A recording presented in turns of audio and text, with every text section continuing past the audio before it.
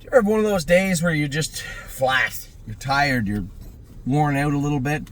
And I don't think it helps. Sunday, I'm usually, you always know when it's the start of the week. You always know when it's the end of the week. And my body always knows when it's Sunday. And there's always stuff to do on Sunday, but it's never go, go, go, go, go like it is every other day. So without the kids and Amy there for the last few days, I woke up today and I was sluggish. I was, I guess I'm a little bit tired, to be honest.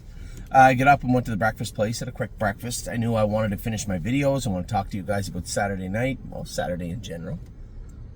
Just a lot going on. A lot to talk about, not a lot to do today. And for somebody who's always doing something, you almost feel lazy when you have one of these days. So I'm going to try and push through. I'm going to do my best to push through. Now, we had yesterday afternoon's racing. Arrowhead raced great. Every horse in Pennsylvania raced their butt off yesterday. Every single one of them. Arrowhead, Hanover raced good. And I didn't talk about Dune. Dune was second again, defeated by her arch nemesis. I guess I did talk about her a little bit. Okay, enough. Arrowhead, Hanover raced great. Rock Shining Star raced great. Manhattan Money raced great. Patrick the Prana raced great. All four of those horses raced very, very good. Dune raced good. So we're having a great day. We head down east to PEI, Woodmere Betcha. We have James driving Woodmere Betcha. Oh my God, these things are annoying. We have James driving Woodmere Betcha. I'm excited. Smitty said she warmed up good, she felt good, and then went to go to the gate and she rolled into a break. James said she felt a little bit ignorant. Well, there's usually always something behind that, right? You know, she's a high-strung, kind of moody filly to begin with, always been that way on the racetrack. There's nothing wrong with that. She's got a little chip in your shoulder. Certainly nothing wrong with that. But there doesn't appear to be any lameness, anything that's bothering her. But when you see her get on the line and now you see her, acting up, going to the gate, those are telltale signs that something is amiss. So Smitty was working on it. He asked me, geez, can you make it to PEI this week to go with her on Friday? I would love to be in PEI right now, doing nothing more than nothing. Just sitting there in PEI, waiting to eat a donair for lunch. I would love to be there, but it's a little difficult. Tonight we have the Sire Stakes with our Colts.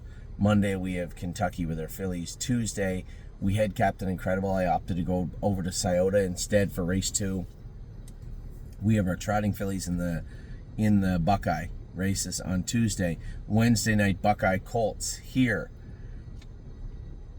And then I have Oliver's baseball tournament starts on Thursday, Friday, Saturday. That's here. And then we also have horses racing Thursday, Friday. No Saturday racing at the Meadows this week, but Thursday, Friday we'll have a number of horses entered. And it's possible the Time Is On My Side might be entered in the Open. Tim and I are trying to formulate a way to get him prepped. There's an invite coming up that is right before right before the race in Scioto, and we were thinking about going into it, but there's some moving parts there that we have to flesh out and mesh together and see if we can do that. So there's a lot going on this week, right? Ollie's tournament now. I'll tell you one thing. If you have children, there is a massive difference between a 12-year-old boy and a 13-year-old boy. Puberty is a real thing. Well, obviously it is, but the seeing my 12-year-old son and his 12-year-old team on the field with 13-year-old boys is unbelievable. The first time I saw it, I'm like, wow, this is a stacked team, right? Wow, these kids are big. Every team was like that. Now, because they were going to Cooperstown, the coach opted to play them at regular season games in the 13U division. I wouldn't say that was a good decision. At the time, I thought it was the right move. I'm sure he did too. But we're left playing teams that it's just very hard to beat all year long. And this is the tournament that they're going into Thursday, Friday, Saturday. So without being pessimistic, because I'm not a pessimistic person, there is a fair amount of realism that is seeping through into my bones. And I'm not sure how that tournament will go. So we have potential races Thursday, Friday.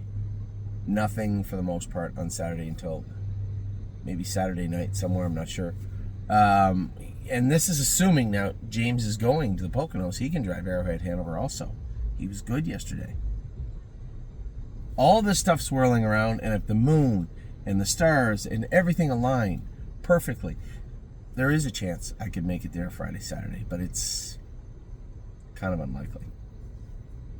Kind of unlikely. So, Woodmere Betcha, it's the same type of thing. We've gone through this with a number of horses too. Pacers, trotters, make breaks where they're down in the dumps. They're just not that good. They're not as good as you want them to be right now. They're not themselves. How do we get them back to where they need to be? These are all tough questions to answer.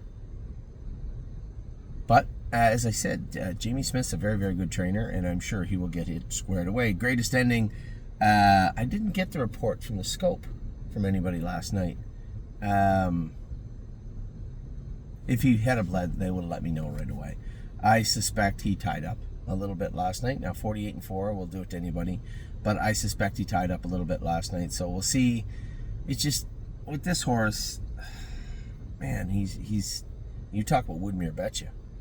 Those are minor problems. This guy has given me headaches, and a large portion of the hair that is gray on my head has come from Greatest Ending. I think very likable horse, but man, he is not an easy guy to campaign. I can tell you that.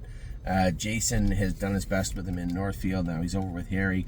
I know that Harry and Jason collaborate quite a bit, so there wouldn't be a big transition in that regard.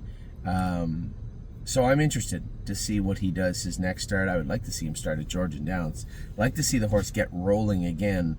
Man, I would love to see a resurgence from him like we saw from Delicious Stone DK. But we will see.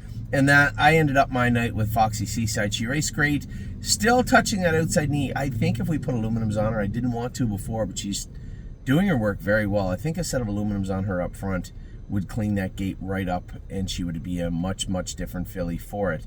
She felt very strong last night. Down the backstretch, she was touching her knee, and Chris came quick. I'm looking on my shoulder. I said, I don't want to get into a dogfight. I'm going to lose. Empty her out completely and end up 5th or 6th over it. This is what I'm thinking down the backstretch. You know what? Chris's horse was bet down the favorite. Just let him go. If he's going to pace by you, let him pace past you, and then we'll see if Foxy can salvage a 2nd or a 3rd. As it turns out, Chris's horse got a little out of gear in the last turn. I run right back up on top of him. I thought she was going to run him down again. If I hadn't been able to escape to the outside at that point, I do beat him. I'm almost positive I beat him. But Foxy Seaside raced good. But you do see growth from her. You know, here's a filly with, I have no idea how many starts. Let's say she's got 14 starts, 13, 14 starts, maybe a couple more, but is still learning. Like if she had went all in down the backstretch, she would have been fine. In the last turn, she would have fought that horse off and won the race. But still a little green, maybe didn't want to buy in completely, touching her knee a little bit, a little soft down the backstretch. The horse clears me, and then away you go. But there is a very good filly in there, and she continues to get better every single week. I was happy with her race last night. Not very often you see a horse headed down the backstretch, climbing over a horse in the last turn and coming to them at the wire. You don't see that very often. So I was really, really happy with what I saw from Foxy Seaside. So a great day yesterday. Again, Dune raced good, finishing 2nd. Arrowhead 2nd. Rock Shining Star 2nd. Manhattan Money raced good. He was 5th. Had I been 3rd over with him, he probably would have been 4th, I suppose. But again, with 2 wins, he fits the numbers of 3 at the Meadows. He fits a condition claimer at Northfield. He fits a condition claimer at Scioto. There's an entire runway of classes for this guy moving forward. Patrick the Piranha raced great, finishing 2nd. Hit a little hiccup again with Betcha. We got to work on that. Greatest Ending, I'm almost certain he tied up. We have to continue to work on that. The last thing is, this time of year, I don't want to see those high livers. High livers is long, long, long. It takes time to work through that. And with Greatest Ending, it just, you know, with him, his feet bother him from time to time. He ties up from time to time. You know, an added wrinkle like a GGT level being high would be far from ideal. And then Foxy Seaside finishing 2nd again. So a good day at the office last night. Tonight we ride in the rodeo. And then we have our 2 boys, Supermine, Uncle Danny. I forgot all about it. We got Rico Tubbs also tonight, picked to win the Stallion Series in Poconos. So we have a good lineup tonight also across the board. Tomorrow I'm going to make my way 2 p.m. I was just about to ask myself what time post time was. 2 p.m. is race 4, so they start at 1 o'clock, 12:30. It's a 4-hour drive from our house in Brunswick. So if I get up at 6:30, I don't have to go to Kentucky tonight. If I get up at 6:30 tomorrow morning, grab a Starbucks and head to Kentucky, tons of time. Degas, just a two-trip jogger, or one-trip jogger if that. Zena Kemp is the same. I did get a minute to talk to Dexter Dunn last night. He was just about to leave the driver's room. I said, hey, that little filly. He goes, very, very hot. I said, well, remember when we talked about the state court? He goes, yes, somewhere in the middle would be good. The other day she was extremely hot. When I drove her and she made the break, she was really tender with that cord in her mouth. Somewhere in between would be fine. I'm driving Zena Kemp this week, so I'll talk to Eric. We'll have something in her mouth for sure, much more than a snaffle bit. Jailbird Jog, 8-1, eh? Well, I guess we'll see this week. And Jolene Hall, also on Monday. Freedom Hill, what are her odds? 9-2 with Aaron. Aunt Lily, 5-2 with Aaron, which is good also. And a 7-2 with Tyler Borth and JK Victory at Mohawk. Captain Incredible. Why would they still have me on Captain Incredible when I told Tim to put... Yannick Gingras is going to drive Captain Incredible. Judy's Money. Gaslight Hall. Tomboy Strong. What are her odds? 2-1. Yeah. 2-1.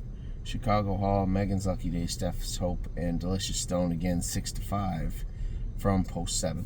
So a good lineup to start the week, to end the week. To start the week, we've had a good week. I'll talk more about that in our opening. But for right now, I will let you go. Have a great Sunday. End of your week. I will talk to you all very soon.